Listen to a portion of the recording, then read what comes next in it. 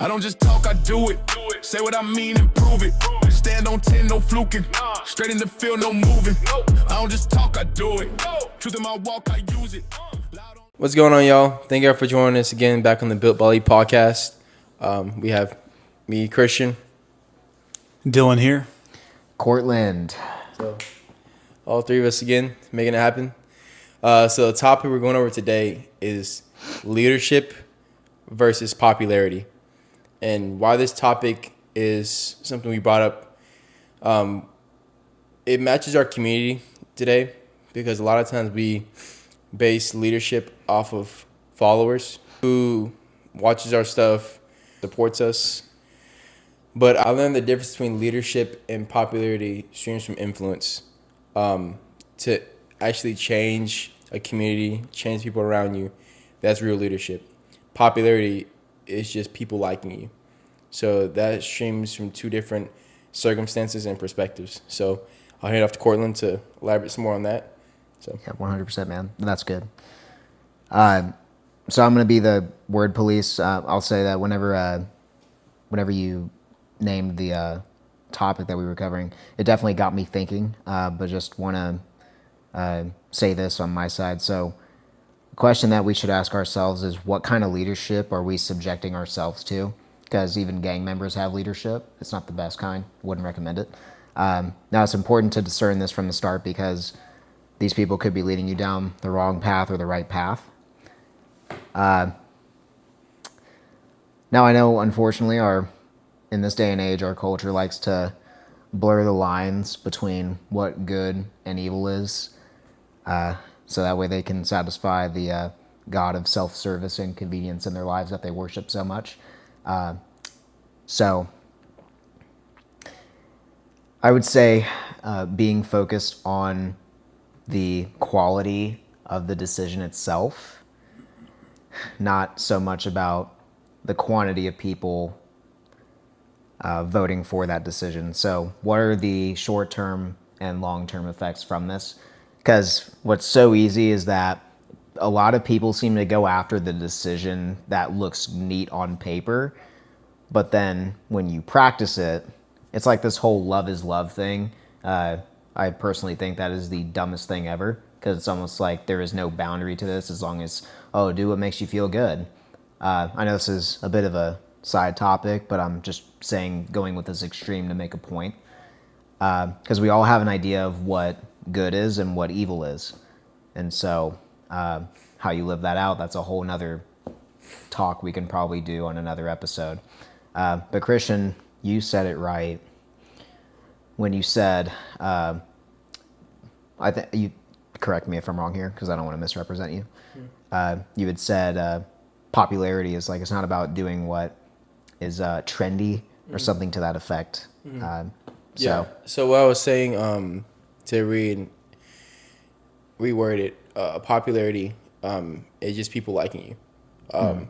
Real leadership is influencing, actually making a change to our community. That's good. Actually, setting a standard to where people can actually fall behind. Yeah. Because again, everyone wants to be popular. Popular is just being liked. Anyone can be liked. But to lead, that comes from character. What kind of character do you have for people to follow behind? Because people only follow character. They won't follow, your money. They won't follow how well you look. Again, like they'll be liked by, they'll like you for it. That makes them popular. But will it help them change their lives? No. There won't be no real life change unless you influence and actually put a standard to it. So that was my takeaway, if that's what you're asking. One thing I would, I might just slightly disagree with. Well, I know, right? We disagree. It's okay to do that now. We don't cancel each other whenever we do that. Yeah, I mean, we're all influencers. I mean, whether you have a platform or you don't, the question is, what kind of influence are you? Because like I was saying earlier, I think this is the path of thought I was going down. We have an idea of what evil is and what good is.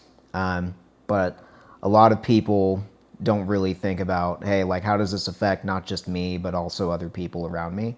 So if it's to the detriment of somebody else, that's probably not the way to go.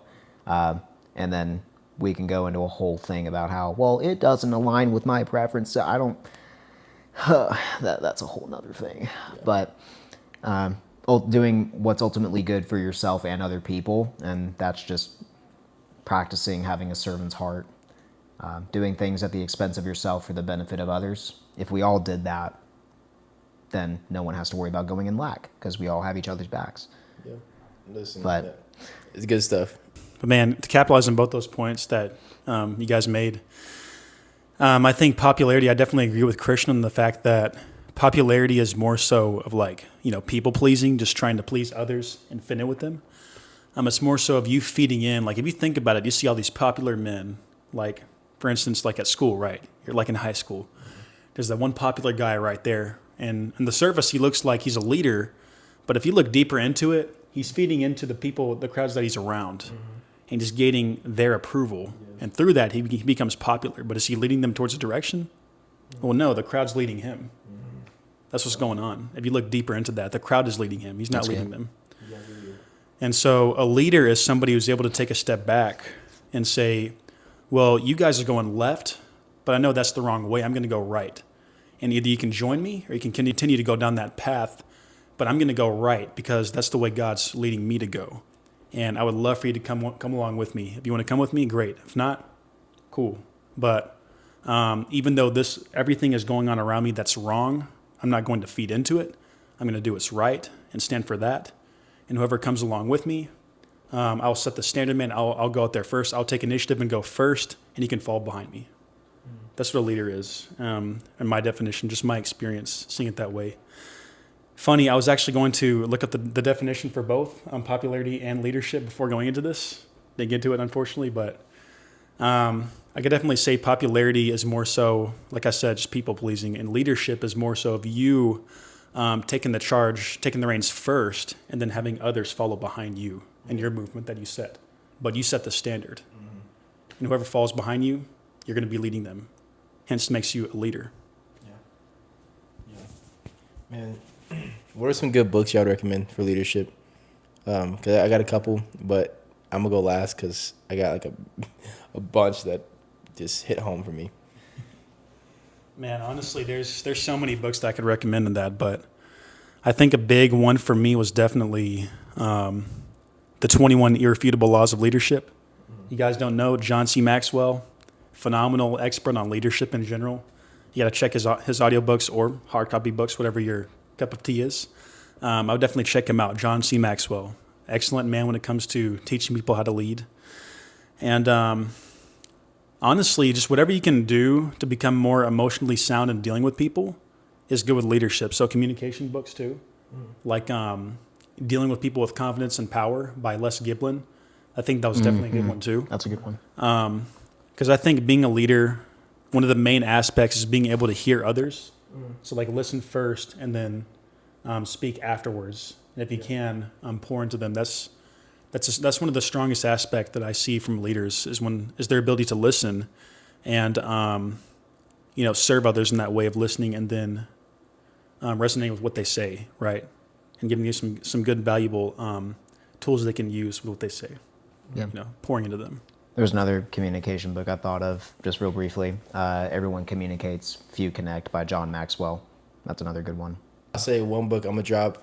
I dropped this book personally because it helped me with leading myself. 8 Things Successful People Do Before 8 a.m. I believe it was 8 things. I feel so bad I forgot the author. I'm definitely going to drop the book. She talked about, and this is a lady, talking about how she led herself into not just becoming an entrepreneur, but also helping others change their life by first leading herself. Like, again, that's the key point, leading yourself first. And I believe we talked about it a couple podcasts ago, how leadership starts from yourself. You can't lead others unless you lead yourself. And she made that so clear.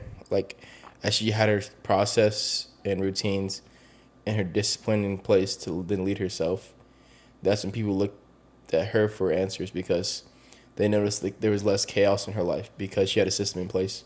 Like she already won her day before the day began. So it's so important to lead yourself because again, you start the day.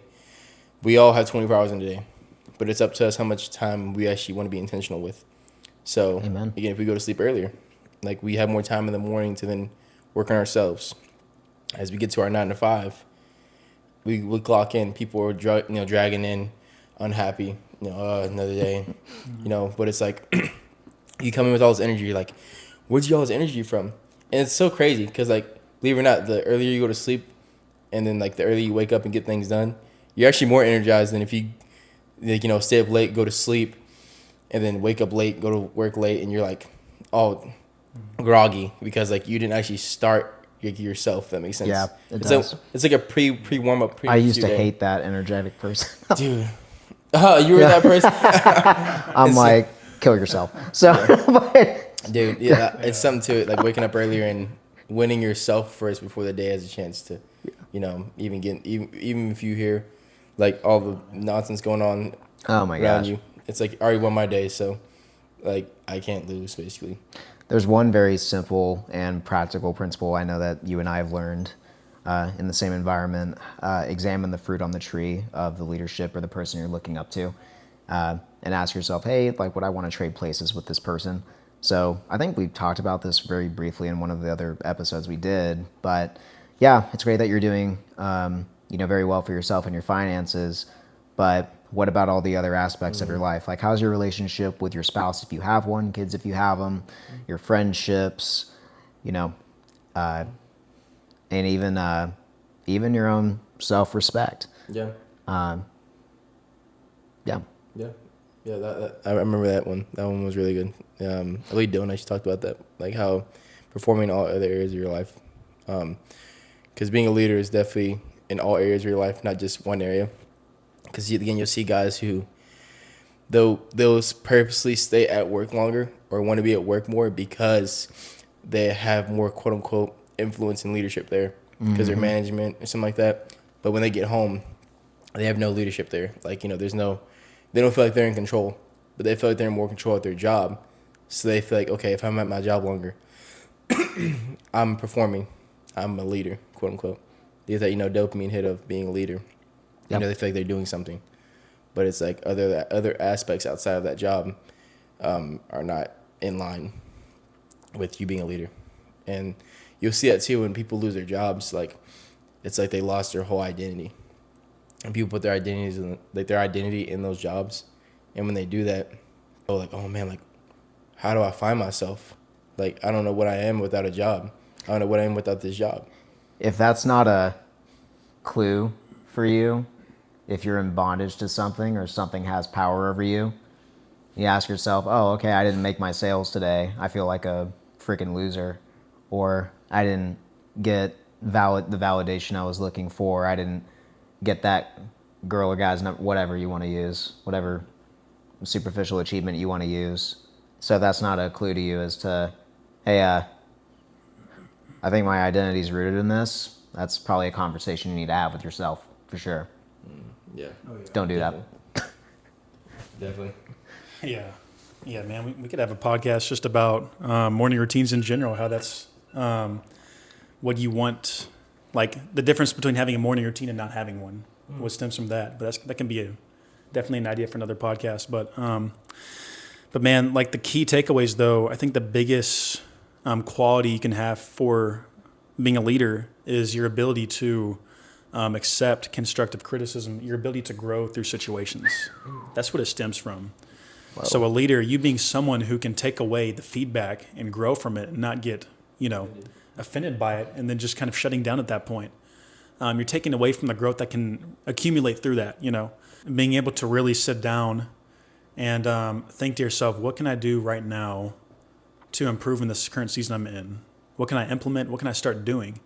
And the leaders out there who lead others are typically the ones who are the first to do that in the group, in the congregation. The first to sit down and say, hey guys, we're not still doing well in this area, but I got some practical ways that we can improve on this.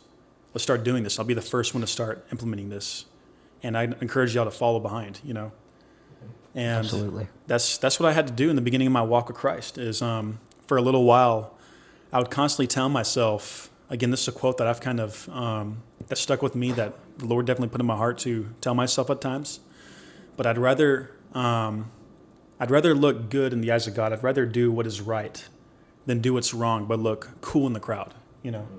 So I'd rather look like a fool doing the right things than look cool doing the wrong things.